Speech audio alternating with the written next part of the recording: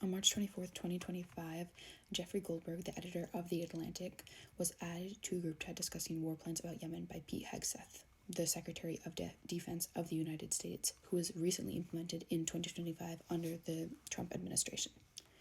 The issue is both the fact that this event occurred and the way that the administration has handled it. Here I'm going to be providing a direct screenshot that was released by The Atlantic, which entailed exactly the war plan that was laid out and in the specific unconfidential manner that it was relayed over a texting app. If you'd like, you can pause the video or search us on a number of news sites, including The Atlantic. Now, Jeffrey Goldberg has his own story reporting on this under The Atlantic, and it was released along with an audio file which can be accessed if you subscribe.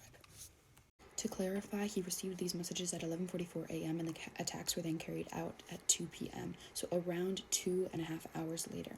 He did not initially release this for fear of the American lives being put at risk due to their mistake, and as a result, the people have begun denying the fact that they had any involvement in this act, and the fact that that content, meaning the bombing and the war content in the group chat, was being discussed at all.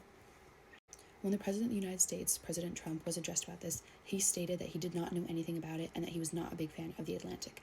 And when the Secretary of Defense was confronted on it, Goldberg stated that they were not discussing war content or classified matter in the group chat at all. This is a recording of Hegseth when he had just demounted off of his plane. Nobody was texting war plans, and that's all I have to say about that. Thank you. This video recording can be found on CBS News as well as a number of other news sites. However, for the sake of time and efficiency, I will not be playing the full video here, so please feel free to educate yourself. In addition to this audio recording, he released on X, formerly known as Twitter, and I'm going to be addressing it as Twitter, that there was no classified material or war plans discussed in this chat, which has now been proven false. I would like to emphasize the fact that when American officials are sworn in, they do take an oath to the American people, as well as an oath under God, to be telling the truth to the American people, meaning that this was a blatant disrespect of that oath. As I previously stated, Jeffrey Goldberg did not immediately release all of this information until after the attacks had been confirmed and carried out. The reason he did so was to protect the American lives, which may have been at risk if that data had been out to the groups which they were attacking in Yemen.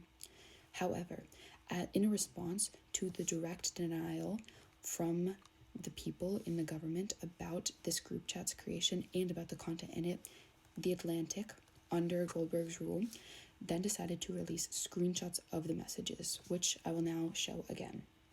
This message, along with many others, was released